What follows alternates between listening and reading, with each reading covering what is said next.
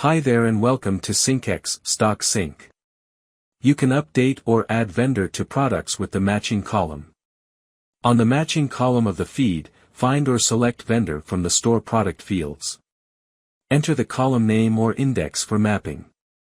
To set a fixed value for all products, click Fixed Value and enter the desired value. For the vendor field smart setting, you can choose to ignore words. This feature allows you to ignore certain words from the value in the feed file.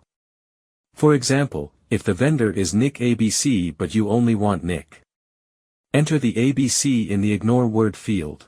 You can also enter multiple words to be ignored separated by comma. Next, the case convert is used to change the title casings. By default, the process won't do any conversion. However, you can choose to convert all to lowercase, uppercase, titleize case or clean up all HTML tags from the value in the feed file. Another feature is skip update when feed value is blank. Value 0 is not a blank. Once you are ready, click on Next and all changes will be saved.